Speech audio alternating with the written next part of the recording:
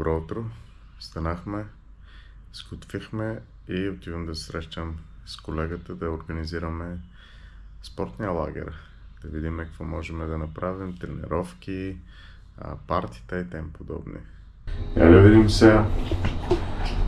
Колегата долу ли ще ме закъснява ли?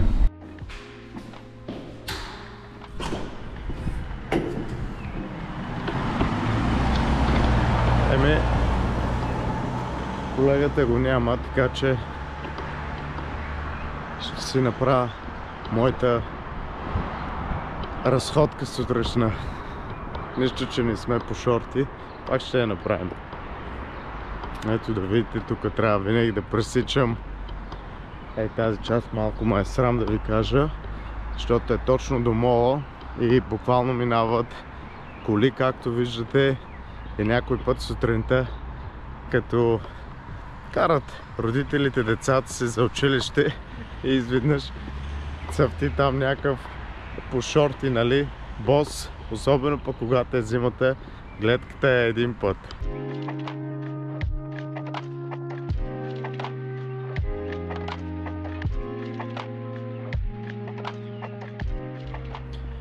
Да ви кажа, аз тук израснах, точно тук, и с баба ми идвахме постоянно и брат ми, играехме на какви ли не игри с топка и тук има много спомени. Много ми харесва, наистина ми зарежда много, всякакви спомени, особено така като има и слънце. Няма как човек да не се радва. Има само една лоша новина, че може би по-навътре към горичката пак ще секат, ще строят, за съжаление. Да видим, но просто много е готино тук. Ето го и колегата пристига.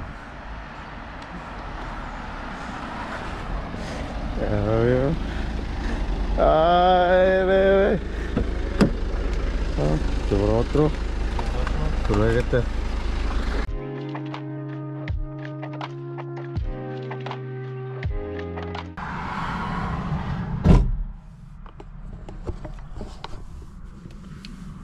Малко ни се приспал, няма трафик. Колега, нещо да кажеш? Отиваме към голямото море.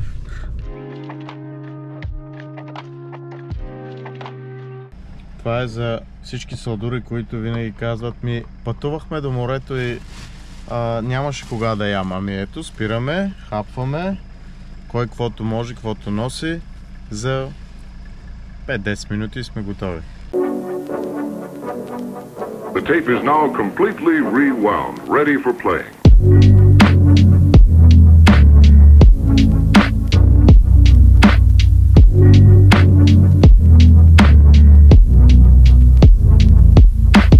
Искам да ви кажа, че колкото и пъти да идвам до морето, ето дори днес това да е работно, факт е, че краката ми докосват пясъка, слънчето пече, виждате колко е чисто и красиво. Няма нищо по-зареждащо. Наистина, работно съм дошъл, но се тръгвам от тук страшно зареден.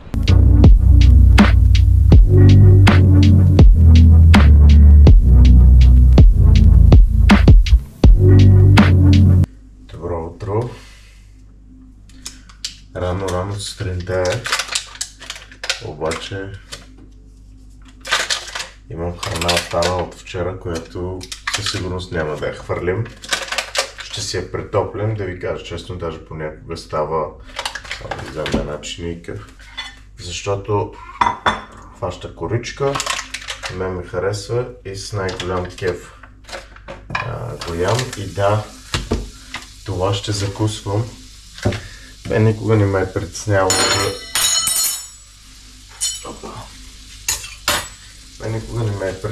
това да ми започне деня с месо или нещо. Не виждам каква е разликата, като даже ме е страхотно, защото е топличко, приятно. Ето. Няколко минути му трябват и само да ви кажа, че ще е по-вкусно, отколкото вчера даже. Да ви кажа, не съм много претенциозен към храната, но обичам да ми е вкусно. Обичам да си го направя така, че да ми е вкусно. Обикновено сядам, гледам видеа разни, които се готвят, отваря ми апетита. Това е един много хубав мой трик, който си правя, защото докато гледам нещо вкусно, нищо, че моята храна е примерно в момента пилешко и ориз, пак ми е вкусно, но докато гледам другата храна ми става още по-вкусно. Отделно ми идват някакви идеи, неща, нали, как да се изготвя. И да, колкото и да е странно, винаги почти когато ям, гледам някакво видео на някакъв вид хранене, готвене, нещо свързано с храна, нещо може да е дори ако ще е вредно, но нали, изглежда много вкусно. Просто ми отваря още повече апетита. Неделя сутрин е. Пак ще си вършим работата. Отиваме да помагаме на близък човек. Има затруднения, болешки. Особено за близки хора винаги имам ли възможност, особено когато виждам, че човека отсреща се опитва, прави нещата. За мен това е едно голямо удоволствие, независимо дали е в почивните дни или когато и да е било. Ако можем да сме си полезни, да си помагаме един на друг, няма нещо по-хубаво, особено пък когато се вижда и прогрес. Днес ще ходя и на село, ще се съберем да видим този басейн.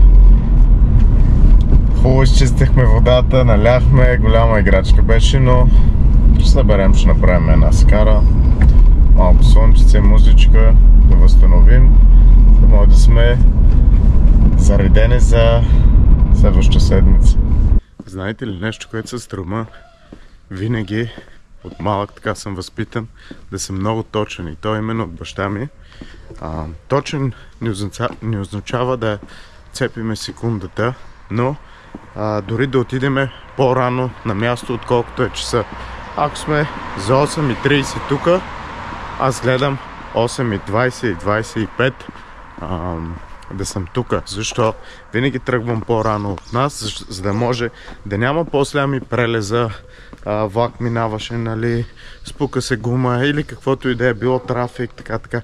Човек трябва да отива една идея по-рано, за да може, ако му се случат тези неща, да е точен, нали. Аз поне много държа на тези неща. Когато спешно ми трябва някакво месо, защото примерно повечето държа във фризера, обикновено идвам ето като гребната база, пазарчето. Лично на мен пилешкото филе най-много ми харесва и си вземам най-различни неща. От Lidl и Kaufland въобще не се яде даже. Тук поне се яде. Ако мога, пак казвам, винаги вземам домашно, но като нямам възможност, тъй като на село ще се прави скара, идвам тук. Сега ще ви покажа.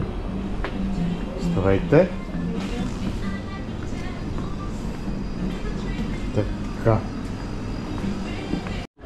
Аз ще го гледам. Да, само че в YouTube. Така, ето и задължително плодове и зеленчуци. Сега ще сложим на уникални краставици, където не съм ги изкарал. Няма да ходим с празни ръце на село. Взехме всичко, каквото ни трябва и газ към село. Скара, приятни хора, слънчице, не надуваемото ми, сглобяемото басейнче и ще ви покажа как се релаксира на макса. Добре, напазарувахме от тук от там. Преди да замина на село ще направя няколко неща. Първо, че ми се хапвате. Нека да видим това пиле. Това пиленце.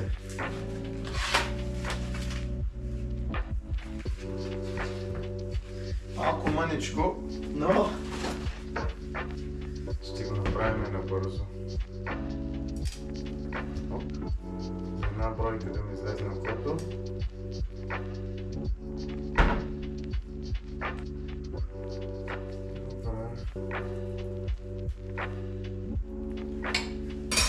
Не забравяйте, не като мен, да си измийте ръцете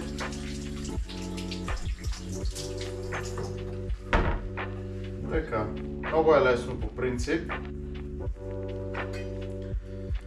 Тръгвате отвътре, така заигравате се, то се усеща къде е. Хубаво натискате.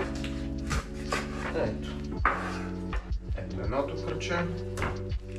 Можете лекичко така да го щупите, ето отвътре. Хоп, хоп, хоп, хоп. Намирате.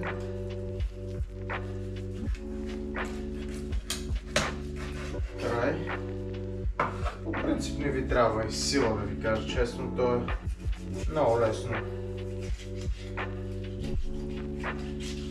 Добре, едната ръчичка и другата.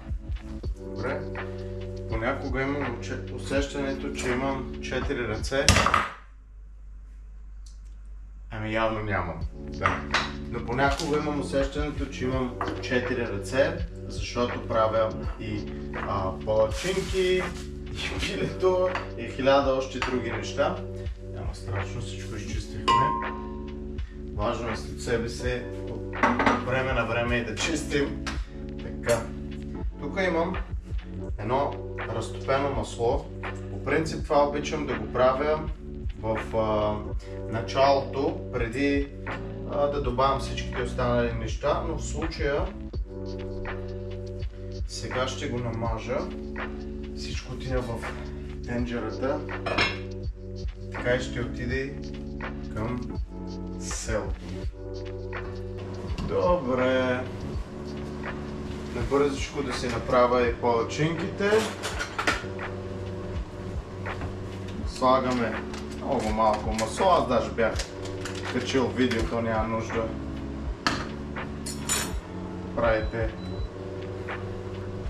Добавяме сместа, която за съжаление стана малко по-рядка, но те пак станат хубави повече.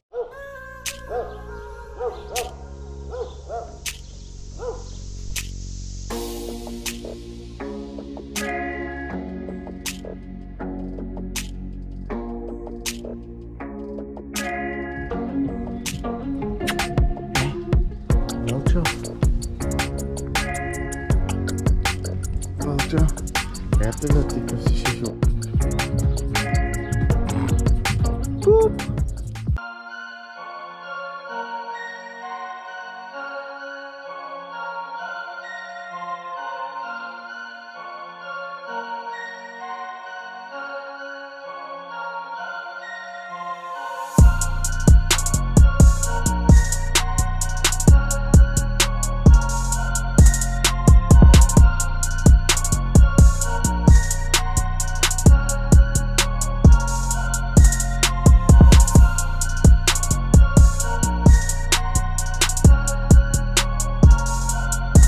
Ще да стръгне. Еги, скараджиите. Рафи.